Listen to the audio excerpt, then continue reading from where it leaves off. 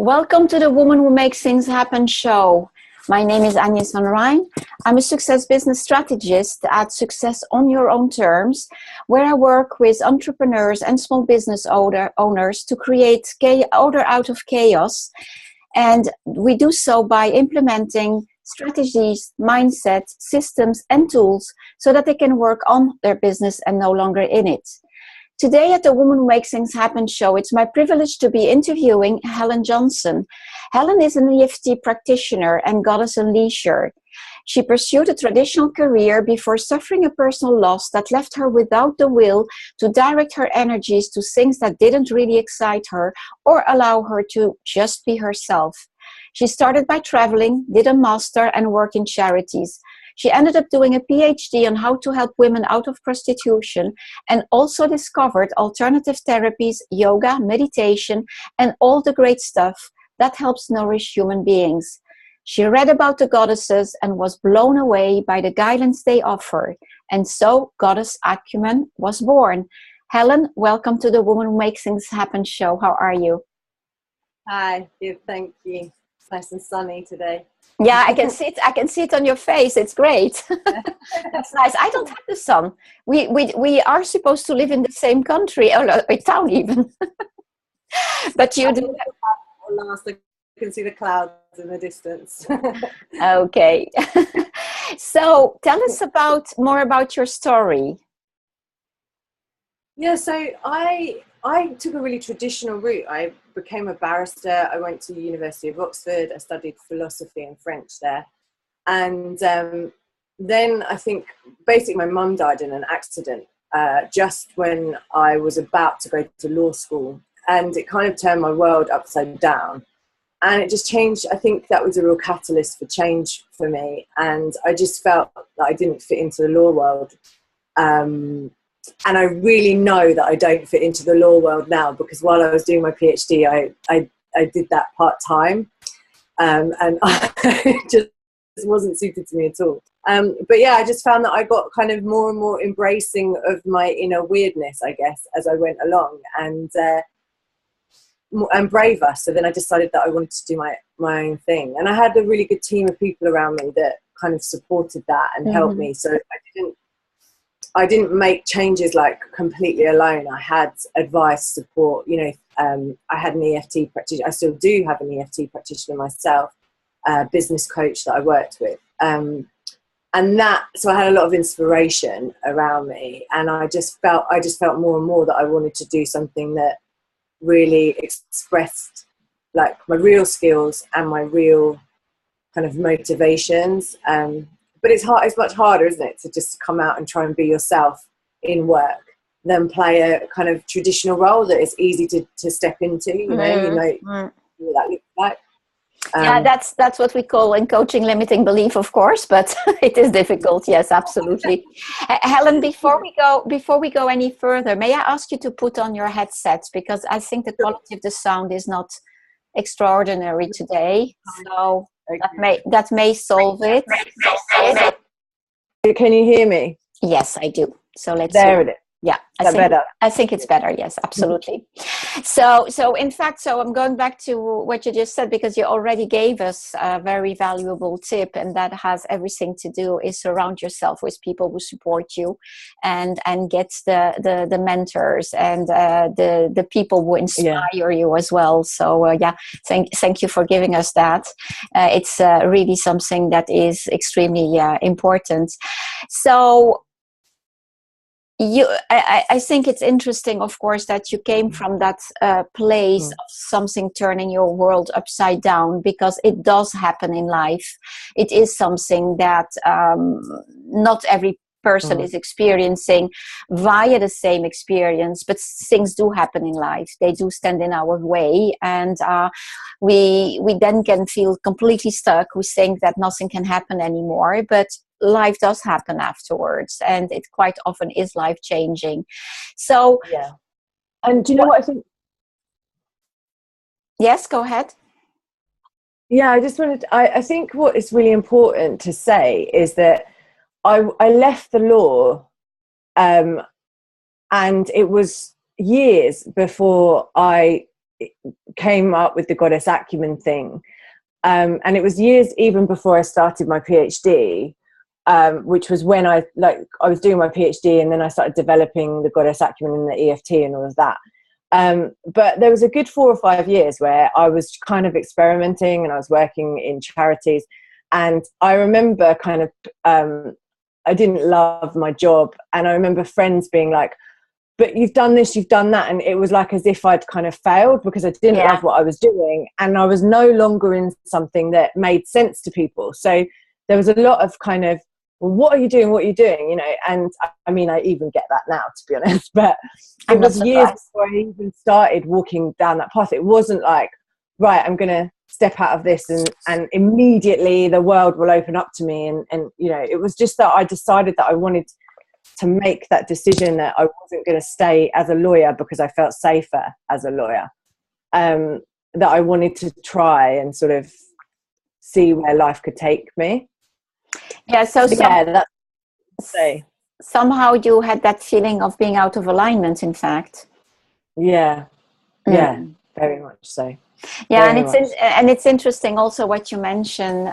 It's quite difficult when we are searching ourselves like that, and we're surrounded by people who, as you say, we don't fit their image of what is normal, quote unquote, and that is quite often because they themselves are it brings them in a scary place because you are highlighting things that are not making them feel secure, in fact.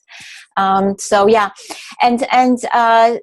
it took you a while to find your way, testing things. And again, the listeners really need to know that is normal. You don't necessarily wake up one day with all the answers. Usually it's the opposite. It does take ages. And I myself, it took me 8-9 years once I decided to change career and set up my own business.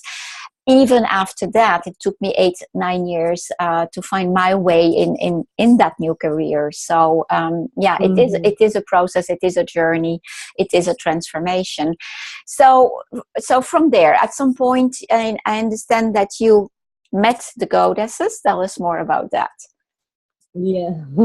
So that was literally, it was a book. It's a really big fat 70s book that had been in my life and on my shelf like since I can remember, but I'd never read it. And my mum used to have like goddess stuff all around, like sort of jokey she had a calendar that was like making jokes about goddesses, and she bought me a mug for my 21st birthday that had goddess written on it, but I had never kind of I'd never engaged with the original sort of ideas, and then one day I just decided to, and then I just thought, well, I was already doing a lot. I'd worked a lot in women's organizations. I'd worked around gender related issues, so I'd thought about femininity, our lives as women, our roles as women, all of that a lot. And then I just started reading about goddess psychology, and I just thought it was a really rich and empowering way of thinking about it. It was fun. It was it made sense to me, and I just thought, God, more people need to know about this. And why aren't we working with this more? You know, so that's why I thought, well, I'll try and sort of make it more accessible and bring it to people and start talking about it. That's what I decided. So did you already had your own business when you started that, or did you start a business to work with that? I already was using EFT and trained as a practitioner, and was thinking about sort of coaching and all of that, just because I'd asked my friends what I was good at, and they all sort of said, you make me feel like I can be the best version of myself. That's a good one. Yeah. And which is, to me, is like natural. I sort of always like when someone's kind of making mistakes, or you know, I won't sugarcoat life for them, in that I'll be like, yeah, that was a bit of a mistake, wasn't it, you know? But equally, I always see the sort of, I don't know, the light in people and the what they really have to offer. So I always engage with them on that level. I don't so I guess so friends will call me like tough love. I love it. Yeah, so I wanted to do that, and I'd been thinking about that, and obviously my PhD was on helping people to change their lives. So I was thinking about that kind of stuff a lot, but it was the goddess stuff that then made sense. So I was already on the path, and then it was the goddess stuff that made me think, oh, that's the lens that I want to use. That's the sort of way that I want to go, which in a way made it more challenging for me, because when you say goddess to people, they think fluffy, you know, unicorns and all of that. Not surprised. Yeah. And so actually because I'm quite a sort of like grounded person and quite sassy, I guess. And I'm not particularly, I'm spiritual, but I'm not the kind of stereotype of spirituality. So I have found that a challenge to sort of be talking like, no, this is about like all the different aspects of our lives as women, and this is about helping to kind of expand that and really celebrate that, and also release any blocks around that. But it's not just about one kind of form of ethereal femininity that we think of when we think of goddess. It's like, no, it's power, you know. So yeah, I kind of maybe that's been a challenge, but I also think it's the strength of what I do, so I remain committed to that. Yeah, and at the same time, it does make sense that you can't attract everyone. You will resonate with the people that it appeals to, and so yes, it's absolutely good. And if you take it from a place where you are in alignment, this is all true to you, and I have no doubt that this is the case for you. You will attract the right people to you anyway. So we can't serve everyone, so it doesn't matter. We leave that to the others. Well, it is true that it starts to happen, because Liberty, you know, the store in London, they got in touch with me out of the blue. I didn't even do anything, and I ended up doing 2 workshops for them this month. Oh, that's great. Yeah, so it kind of is true that you do start attracting people in that. Yes, Liberty, I can imagine. Yeah. Yeah, that's great. So tell us a little bit about the challenges that you have encountered. So you gave us some of them already by saying that people did not understand where you were heading to, etc. But what else? What would you say to the listeners? I think for me, it's the biggest problem I find is, you know, when you're trying to do something, and maybe that's where your passion lies, but it's a young thing and you're trying to grow it, you have to put a lot of energy in that, where you're not necessarily making the money back.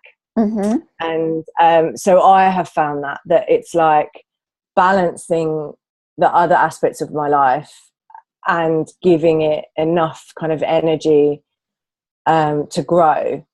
It can mean that, you know, sometimes along the way I've kind of neglected it. Like when I was finishing my PhD, you know, I wasn't doing very much work on the goddess stuff for a while, you know.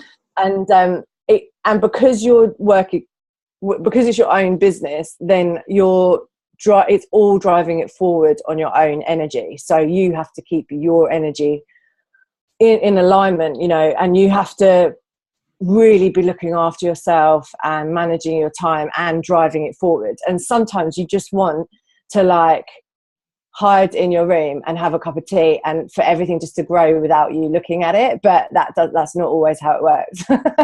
Sometimes it is, like when Liberty got in touch, but you know, it can having that sort of confidence in it and that commitment to it is like, you know, sometimes when that's all off your own steam.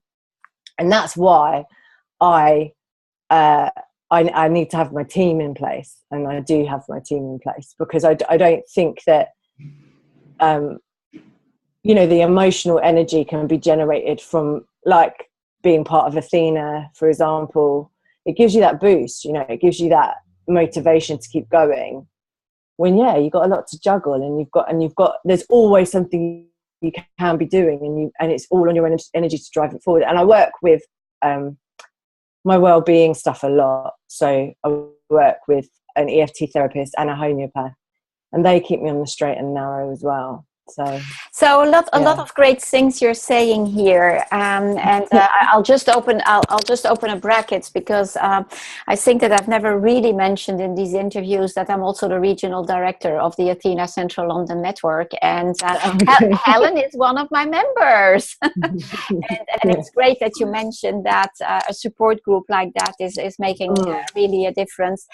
So coming back what you mentioned, so what I'm hearing directly or indirectly is that being aligned with your why, knowing why you do things, not giving up, definitely not giving up, even when it's tough. So having the faith that ultimately it will work is really a key component. Surrounding you by the right people, we had already mentioned. And so self-care, putting you at the center of your life, is also what I'm hearing in what you're saying. Taking care of your needs. These are really essential components. And so, that is really these are very excellent tips that people need to bear in mind. Yeah.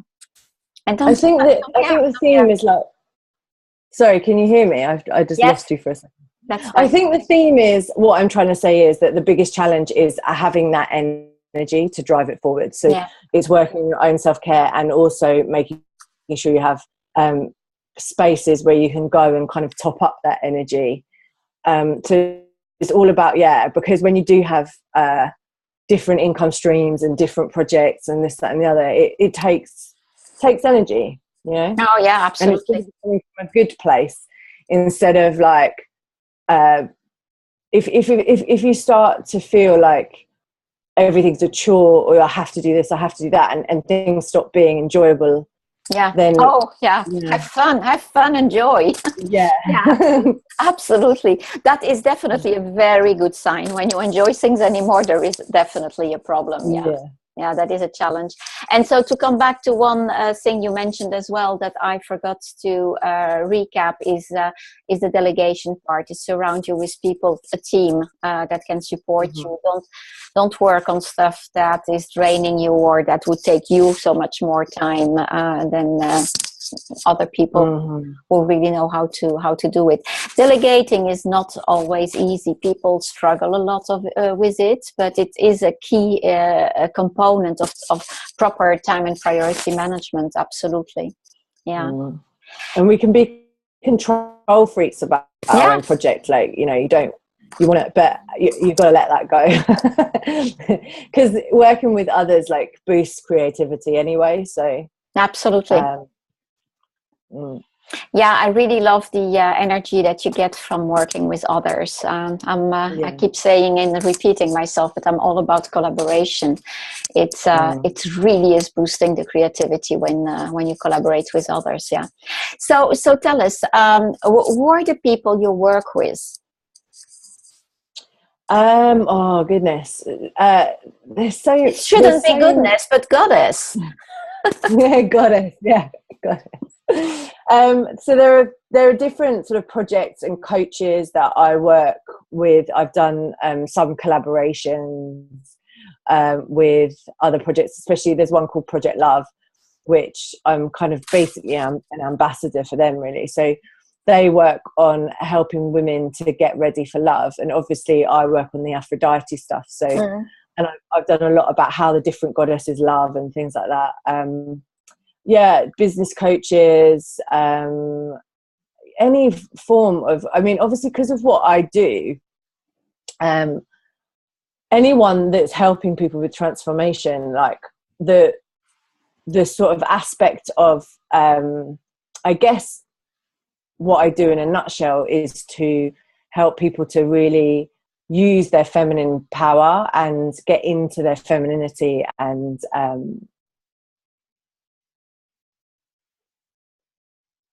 oh, I think I lost you.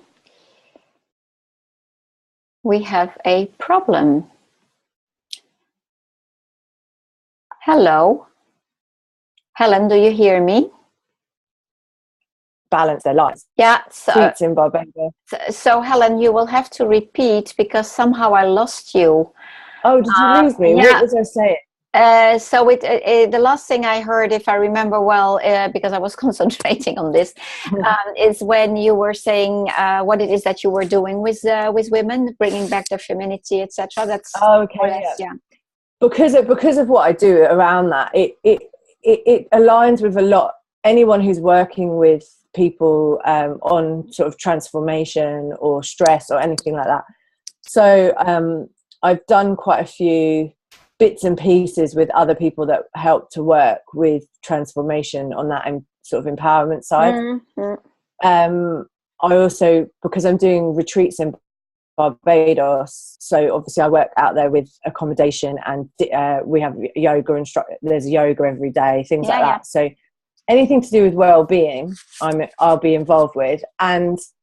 But also then I have my own team, which is nothing to do with like working, but is just to do with helping me to keep focused. So I get coached every month by an EFT practitioner who also does coaching, and I do things like that. So I think it's important to have your collaborations and your people you go to that are sort of paid by you, really, or your actual sort of team in place that supports you, you know, to be in the best place you can be for your role. So I do both of those things, you know. Yeah, I can definitely see that there is a lot of room for collaboration with what you do. And so who are your ideal clients? Clients. So basically that I guess that's always the problem for me, because I get asked this a lot, who's my ideal client? And the thing is about the goddesses is that they're relevant at any point in your life, and it's about that sort of like fullness and potential in femininity. So really kind of anyone who wants to step into their own power more and balance their energies in their life. So women obviously are my ideal clients, but I often work with, we're looking at women sort of who are going through some sort of transition or want to make a transition, normally in relationships or career. So people that are having changes in their relationships, you know, I've worked with people who are getting divorced, things like that, or who want to meet someone and are looking at dating and all of that kind of thing. On the other hand, people in careers who are either burnt out or trying to start new things. So I do work with transformation a lot, I think. Yeah, it's definitely, from what I'm hearing and what you're saying, it's definitely everything to do with crossroads. People, I think we have a similar target audience to that extent, because usually it is when you arrive at a certain point in life, and for whatever other reasons, whatever may have happened, you want to give more meaning, you want to connect more to who you truly are, etc. So that's at the center of my work as well. So tell us where people can find you. Well, not like in a stalker way. They can come to Athena, no problem. You can come to Athena meetings if you really want to find me, or you can come to my workshops.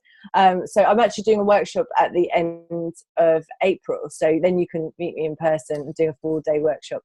When is that? Give us the details. The Saturday the 30th of April, that is. Okay. So that's a great one to come to, and you can find me in Barbados in October and April of next year, not this April. And so you can find out a lot more on my website, which is goddessacumen.com. So like business acumen, but for goddesses. goddessacumen.com. So you can find out more there. So but the next time you can meet me face to face would be at my full day workshop at the end of April. So what specific theme do you have? What is the topic more specifically of that workshop? So that's recognize and awaken your badass goddess self. Wow. So it's about, yeah.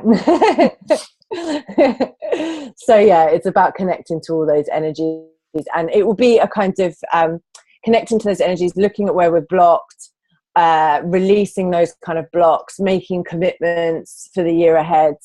So having a bit of a blueprint for action that feels gentle, that feels manageable. It's not about giving homework, but yes, it's clearing blocks and setting goals, really.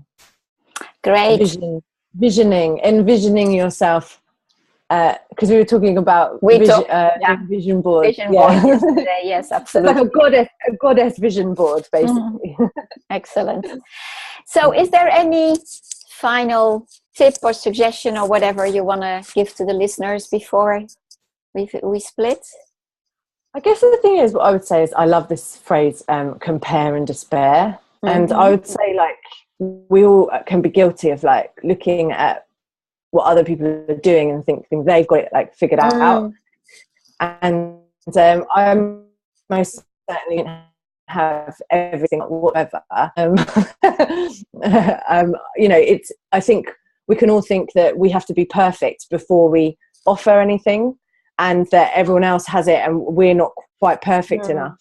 So yeah, I think just know that, sort of get out of your own way and just show, like, there's someone out there that will benefit from what you have to offer, and focus on those people instead of, oh, but no one will want me, or I'm not as good as that person, or what if I haven't got this perfect, you know what I mean? Just like get out of your own way. Absolutely. I've been there. Yeah, I've done it myself. Yeah, I love those, because there are two tips in what you're saying. It's all about not needing to be perfect before you get started, and by the way, not needing to be perfect at all, regardless of whether you start a business or not. And the other one, around don't compare yourself to the others. You don't know where they're at in reality. It's just something that you see. So this was really, really great. Really great. Helen, thank you so much. So for the listeners, if you too are interested in reinventing your life, in making things happen when you are at crossroads, you can get a free complimentary, yes, that's double up, consultation with me by going to my website, agnesvanrijn.com, and that is www.agnesvanrijn.com. See you in the next interview, and Helen, thank you again. Bye.